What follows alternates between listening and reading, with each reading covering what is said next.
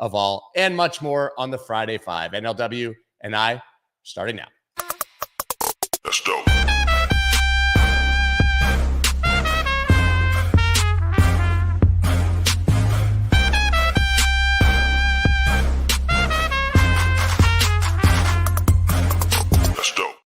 What is up, everybody? I'm Scott Melker, also known as the Wolf of Wall Streets. Before we get started, please subscribe to the channel, hit the like button. Going to go ahead, bring on NLW. Now another week with a lot of news, some controversy, Saylors in hot water, Stripe making some big moves, Microsoft on the docket. Things are happening. Yeah, I like it. It's different than our normal slate. It's nice that we're finally out of the it's the same thing all over again. It's like you know it's interesting. Like people are so clearly past the elections. It's like God, I don't want to talk about that anymore, even though they haven't happened yet. And on that note, 64% chance that Donald Trump will win the election on Polymarket. This spread seems to be increasing, but we are basically days away from finally getting some clarity here in the election, maybe not having to talk about politics as much, although I have a fear that it's going to force us to talk about politics more, depending on how the election results pan out. Temporarily, for sure. But and we'll actually get to see what happens depending on who the winner is to our beloved market. But I don't think there's much to talk about on the political front today. I think that now it's watch and wait, and maybe we're going to see some real fireworks in all markets when we finally get a result here, don't you think? Yeah, absolutely. I mean, the only thing notable, I'm sure you talked about it at some point in some of the shows over the last couple of weeks.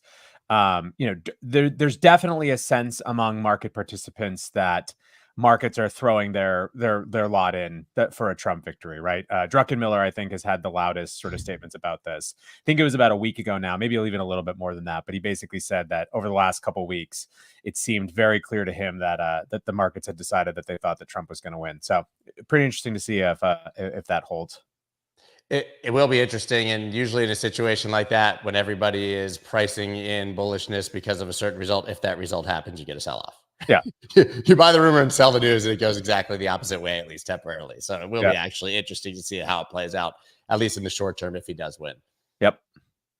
Okay, the first big story I think that we have today, Stripe confirms plans to acquire stablecoin platform Bridge. Bridge helps businesses issue and accept stablecoins. They actually help Tesla. Stripe agreed to pay $1.1 billion for the crypto startup. I think that makes this the largest M&A play basically in the history of crypto, if I'm not mistaken.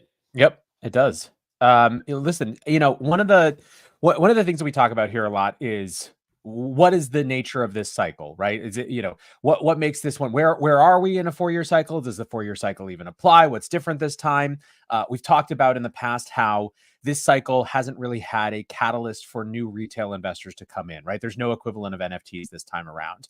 What's interesting, though, is if you take a step back, there is starting to be, I think, some clarity around what will be looked back at as having defined this cycle.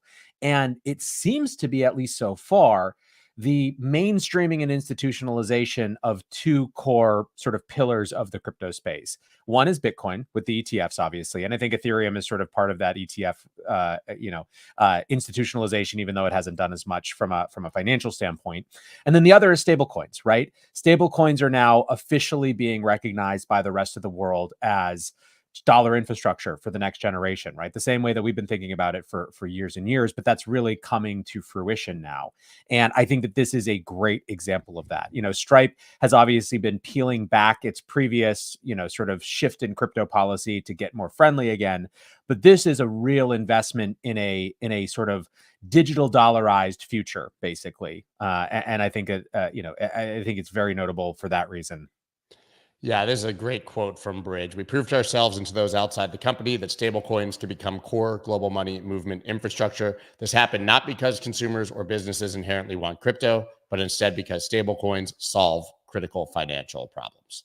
Yeah, I mean, listen, one of the things that has seemed very clear to anyone spending a bit of attention with this, and why some of the sort of, U.S. antagonism has been so weird, is that there have been, on the one hand, there have been reasons why the U.S. looked more precarious as the world's reserve currency than before, particularly in the wake of, politicized sanctions following Russia's invasion of Ukraine and things like that. There's all these reasons that people started to wonder, are we finally at a tipping point where people are going to try to start peeling back, right? Certainly we've seen central banks want to buy less treasuries, but there's a countervailing force, which has been the fact that dollars are still the most liquid, most desired currency everywhere in the world, right? You go to any market anywhere and you're going to be able, if you have a $20 bill, you're going to be able to use it, right? Pretty much. And digital dollars in the form of stablecoins specifically have seemed for a long time like the single most likely scenario for extending dollar dominance for at least another generation. And boy, is that coming to fruition, in just an absolute storm. The irony of the killer app for crypto being to hyper dollarization should not be lost on anyone who's an early Bitcoiner, but it has been the killer use case absolutely for crypto outside of the creation of Bitcoin itself. I think there's a lot to be said for, if you view crypto, one of the values of crypto as truly free markets, right? Markets that are more unfettered than just about anything else. This is a great instantiation of that, right? People around the world demand dollars and they can have access to them much more easily than they ever did before. Now, that doesn't mean that there isn't still a desire for a totally different type of asset, like something that Bitcoin represents. But there's a lot that crypto represents, and freedom to transact is one of them. And I think stable coins have been a total unmitigated victory on that column. Well, the European Central Bank doesn't necessarily agree with what we just said and published a paper that we discussed briefly last week that was called The Distributional Consequences of Bitcoin. They made some dubious claims about our favorite assets. Here you go. The notions that those who are late to investing in Bitcoin are impoverished by those who are early to investing in it, and that Bitcoin has failed as a payments technology are the author's central arguments. And this would sound only slightly batshit crazy if it was just the ECB, but the Minneapolis Fed effectively followed up with similar thoughts only days later. I mean, the idea that early people who got into Bitcoin are going to benefit from the impoverishment of future generations who buy it at a more expensive price is just wild. Yeah. I mean, there's a lot that's interesting about this one to me. I've been following this story a little bit. I think, there's plenty of dubiousness in the arguments that people can get into if you want to get into the sort of specifics of it, right? I tend to think that the meta, trying to understand the context in which this is coming is kind of more interesting, right? Because there's very different circumstances that are possible. On the one hand, is this, two economists who are simply associated with the ECB, like the paper is, says not the opinion of the ECB, it's the opinion of the authors, blah, blah, blah, blah, blah. Right. Are these people engaging in an intellectual experiment where they're just trying to have a conversation? And this is what academia is for. And candidly, there's some evidence that that's sort of how they treated this, that, this is as much a thought experiment as a declaration of war, right? We saw that in the fact that they had sent an advanced copy to a bunch of Bitcoiner academics that they were friends with, wanting to sort of encourage a conversation. So there's some evidence, they've also been very proactively engaged with people, about this. So there's some evidence that this is like really meant to be an academic exercise and exploration. On the other hand, this is even to the extent that it is that from these two in particular, right? And they're not as antagonistic as the paper would seem. This is setting an intellectual framework for an absolute war on Bitcoin. And so even if their intention is not as two human beings to declare war on Bitcoin, it sets a framework argument for potential future, attempts to ban it, right? So I don't know. It's a pretty fascinating thing with potentially some fairly big consequences if sort of, adopted by other people. I agree with you that it's an academic experiment, but it does sort of draw some conclusions that seem to lead to we'd be better off without Bitcoin at all. Absolutely. And the Minneapolis Fed went that direction. I mean, I love this one. The new Lamborghini, Rolex, Villa, and equity portfolios by early Bitcoin investors do not stem from an increase in the economy's production potential. Rather, they are financed by diminishing consumption and wealth of those who initially do not hold Bitcoin. It's like filling one bucket by draining water from another. The latecomers have to give up for the benefit of the early holders. Thus, missing out on Bitcoin is not merely a lost opportunity for wealth accumulation, but means real impoverishment compared to a world without Bitcoin. The redistribution of wealth and purchasing power is unlikely to occur without detrimental consequences for society. Okay. Even if the latecomer cannot attribute their loss of purchasing power, they will feel a malaise and frustration that will contribute further to even ever more split society. So even if there aren't actual financial consequences, they're going to feel really bad about it and be angry. Yeah, I mean, listen, like I said, the substance of the paper, there's a lot of dubiousness in this. There's, just there's so many assumptions that they don't even try to caveat them as assumptions. They just kind of plow through and hope you don't notice. Oh man, when I get my Lambo, I'm telling you, man, I wasn't an early enough Bitcoiner enough, I guess, to qualify. So I'll be malaise and frustration guy. Speaking of malaise and frustration guy, finally, man, Nigeria drops charges against Binance cryptocurrency boss. I believe he's been in a Nigerian prison since February. Yeah, and he was basically being held accountable personally. This guy's a U.S. citizen for the charges that existed against Binance. He's been in terrible health. They're finally releasing him, said he can leave the country, go get the health, the care that he basically needs, the medical treatment, and that they're not dropping any charges against Binance, but Gambarian Tigran is free to finally go. This is crazy. I mean, this guy went on a business trip to Nigeria for Binance in February and has been sitting in prison since. Yeah, this is an insane story. We've talked about it at least once or twice before, but like you said, the good news is that he's out, but the unconscionableness of the way that this transpired is just so insane, right? The fact that he was held basically as ransom for Binance by the Nigerian government, the fact that not only is he a U.S. citizen, he's a decorated former IRS officer, who sort of, has legendary status in that group. He joined Binance in 2021, trying to right that ship and make it more compliant. I mean, everything about it is insane. There has been a growing chorus of pressure on the U.S. government to do something. We have no idea at this stage, what was the set of things that led to this release. It's not clear that it was behind the scenes pressure from the State Department or work. It could have been, but it took too long. It took way too damn long under any circumstances. And I think the entire U.S. should be very embarrassed about how this happened, even though he's free now.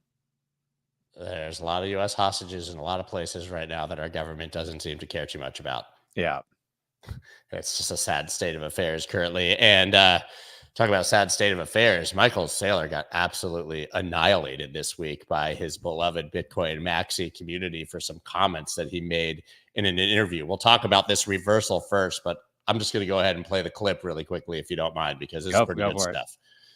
Greater when they're unregulated private entities that are perceived to be holding the asset.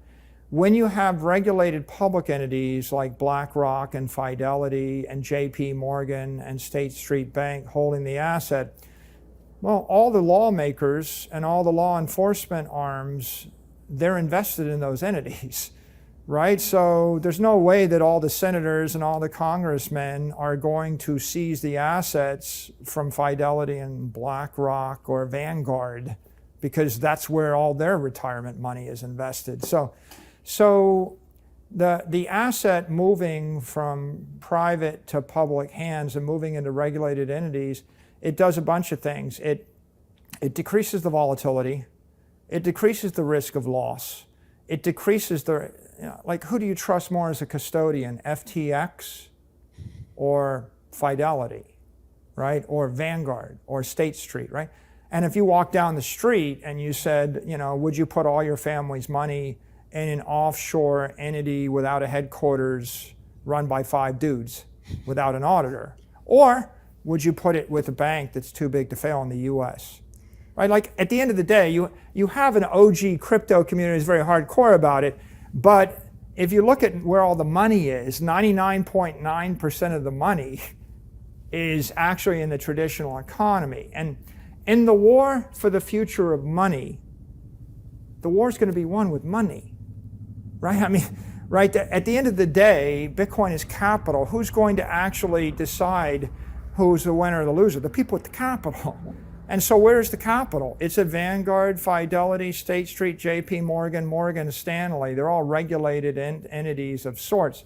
So when Bitcoin is held by those entities, it becomes regular and normal And, people would no more think about seizing that than they think about seizing a building in the middle of Manhattan or seizing, the S&P Spider assets. Why would you do that? That's just the capital that you built the country on. Well, if you ask why would you do that, if you consider the Great Depression, I mean, people thought that their gold was safe and banks until the Executive Order of 1933. So we're not entirely safe. I mean, I know that's kind of a wild thing to suggest may happen again, but history does repeat itself. So people's Bitcoin wouldn't be entirely safe. It's people not say that, but mostly it's paranoid crypto anarchists that say that. Yeah, that last part, and he said that earlier. He actually said at the beginning, right before this came in, if there's more Bitcoin held with third party, well, he basically called them crypto anarchists twice, right? And those are his friends. So sometimes you watch an interview, and all you can think is, as they just dig themselves deeper and deeper, and then it keeps the interviewer gives them a chance to walk it back, and they go. They start shoveling behind them. Yeah, he literally responded to that. He's like, they didn't really take the gold, and gold was just the money, and they didn't go take people's buildings in Manhattan, so whatever. Yeah, I mean, listen, what angle do we want to explore this from? There's a lot. What do you think? Okay, well, let me first say this was his response after getting roasted, because people perceive this as an attack on self-custody, saying that the true spirit of Bitcoin, obviously, is the ability to custody it yourself. Whether you do it yourself or not, that needs to exist at the very base level. So he said, I support self-custody for those willing and able, the right to self-custody for all, and freedom to choose the form of custody and custodian for individuals and institutions globally. Bitcoin benefits from all forms of investment by all types of entities and should welcome everyone. So that was his sort of response after he got annihilated by the community. First, I would maybe ask, did you view what he said as an attack on self-custody? Not really, but like what people forget, and this happens all the time with every area, to be fair, but it happens to Bitcoin a lot, is we forget, or people forget, that everyone doesn't think exactly like them. And Saylor has never thought exactly like all the other Bitcoiners. There are a lot of parts that he agrees with. There are a lot of conversion experiences that he had, right? He had his road to Damascus conversion and became, St. Peter for Bitcoin in some ways, but he doesn't think the same way that all Bitcoiners do. He is radically more entrenched in the traditional system. He always has been. He's been unabashed about this. And so this isn't all that surprising. Now, I think that he's also a man who doesn't really have a PR department, I think, thinking about his statements and how they're going to hit with Bitcoiners. I think that there's a reasonable frustration that comes from the fact that he is appointed effectively a spokesperson for Bitcoin by the media. And that comes with some amount of responsibility. And so to the extent that it's, he's diminishing. Listen, if he hadn't used like the phrase like crypto anarchist 3 times, I think it would have been a very different thing, because he was talking about something else, but that made it about like those people are crazy. It would have been totally reasonable for him to say, I support the right to self-custody. I think it's unbelievable that we have an asset class that enables that now.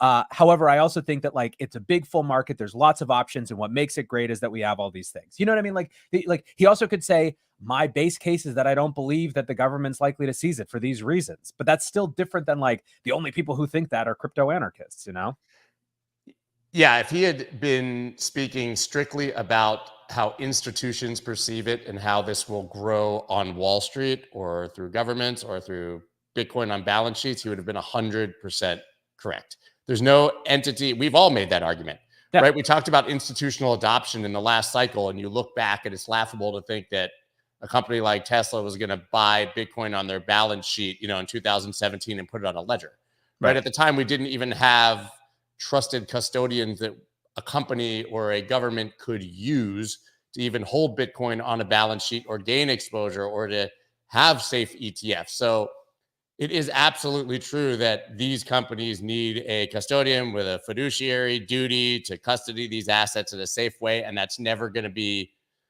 a self-custody device. The problem is that, as you said, he didn't differentiate that from why this exists and is important to the individual who might not trust those government entities. Yeah. I mean, listen, it's a great reminder of like you ultimately you never want to meet your heroes, because even when they're genuinely great, and you're always going to find points where they're just different than you thought. I think it's good that he clarified. It's important for Bitcoin to have this sort of, Bitcoin is not in a safe enough position, even with the ascension to the ETF world, for it not to be wanting to defend itself from things like this, right? There are lots of ways that this plays out where Bitcoin still gets, just sort of absorbed, right? Ben Hunt has called this Bitcoin TM, right? The sort of the institutionalization of Bitcoin, and there's a lot of ways that could go. So, I think the response is a healthy immune system response. That sort of, is exemplary of what makes Bitcoin unique. I mean, he's in the unenviable position of effectively having to appeal to those OG crypto anarchists that he spoke of, but also, as you said, be the institutional spokesperson moving forward.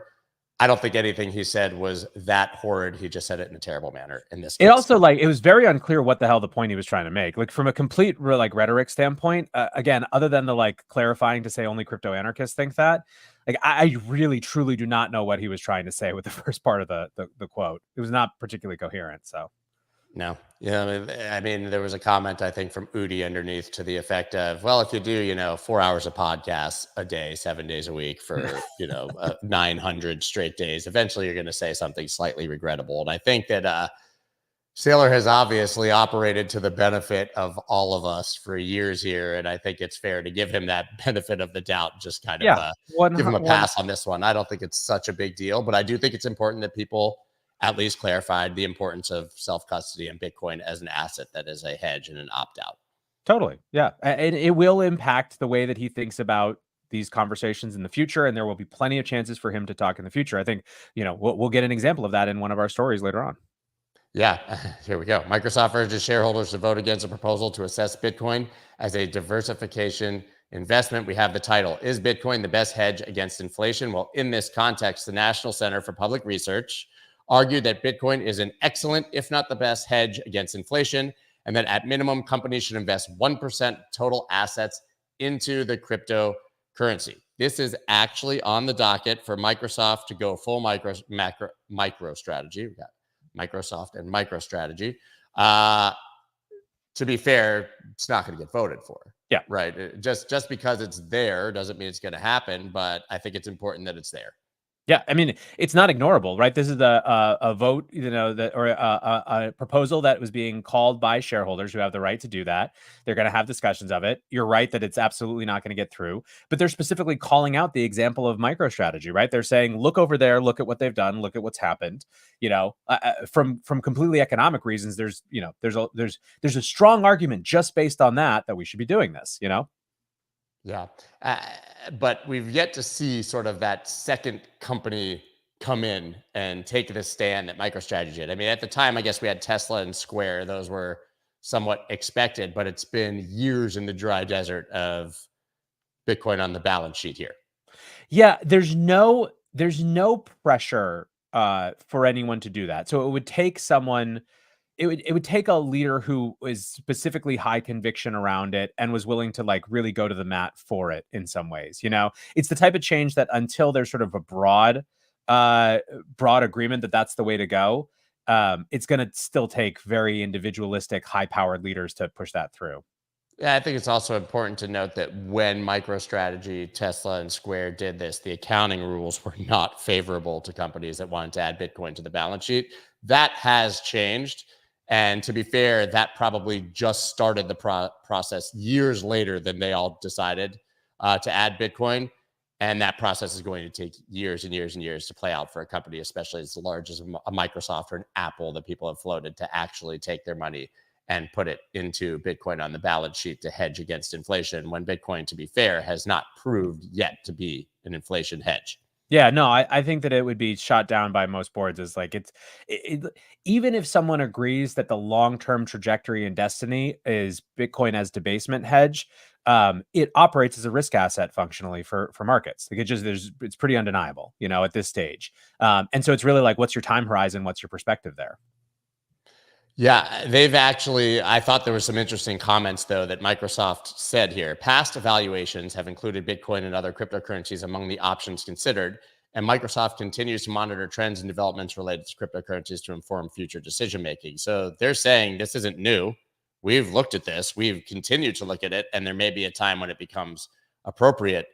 So behind the curtain, this is not the first time this is being proposed. Totally. Every time something like this comes up, it normalizes the conversation more. And I think that it's more likely that we're in the sort of like long, slow, quiet period where this gets discussed for years before it finally becomes kind of normal. Then we're in a period where there's going to be sort of, another firebrand like Saylor. And frankly, when it comes to setting off a pattern, you kind of want like more boring, normalized, adoption than Saylor is a very hard act to imitate. It's very easy for people to say, yeah, but their strategy has worked because they went all in on this. They basically did, this became their whole company. We're obviously not going to do that. So it's like, it's not really copyable, Yeah, it was a huge story last week that Tesla had moved Bitcoin from one wallet to other wallets. Were they selling? That's more of a classic example of, I'm not saying they did sell, but they have in the past, but a more classic example, I think, of what you would expect from a company that might put Bitcoin on the balance sheet,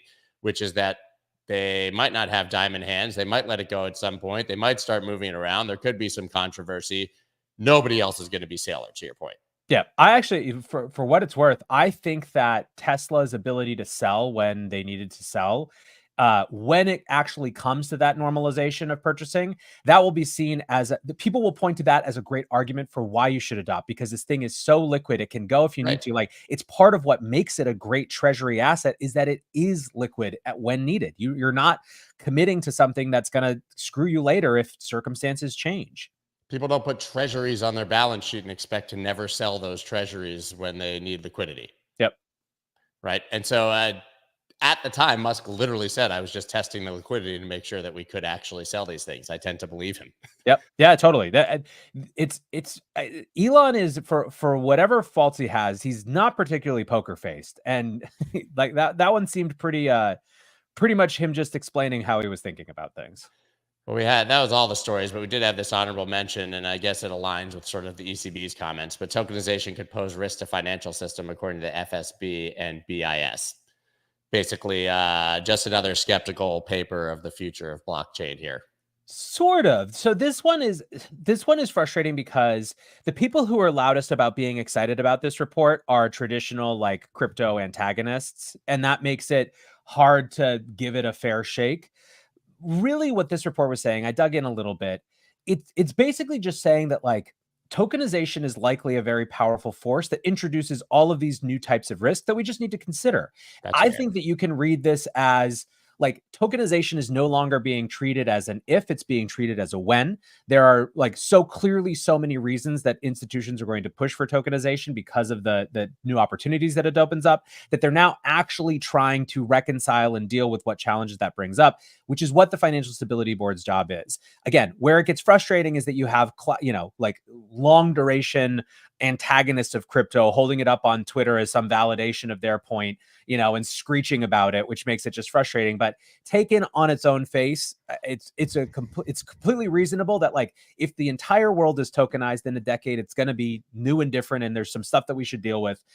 And listen, if you're excited about tokenization, we should be trying to figure that stuff out so we can get all the benefits without these big catastrophic new risks that might be introduced.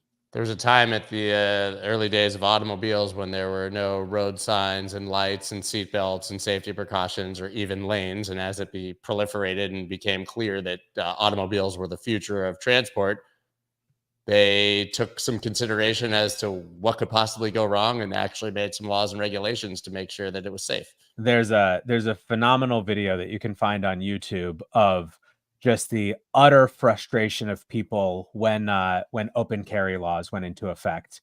These guys who just couldn't believe that they weren't allowed to crack open a 6-pack on their way home anymore after a hard day's work. So, the world changes, the world evolves. It is what it is. Yeah, I mean, you should definitely be able to have a full open 6-pack in the front seat with no seatbelt blasting "God Bless America" or something else. I don't know, man, but and you have to have a screaming eagle painted on. Yeah, I was gonna say only if an eagle's driving the car. Yeah, absolutely. All right, guys, I think that's all we've got for you today. It's about to get so incredibly interesting. I mean, it's October 25th. We have an election in less than 2 weeks. Hey, next Buckle up. week we get to give the official determination on how October was. Oh, that's true. We are going to get some percentages and numbers behind it. Yeah. We're going to have a hell of a move in the next week to have a true October celebration. But hey, we all know that October is generally followed by a very bullish November. So I guess we'll see. Weirder stuff is Nathaniel, happening. thank you so much, guys. Check out the breakdown, of course. Listen to all his other shows, and that's all we got for you today. Later. Bye. That's dope.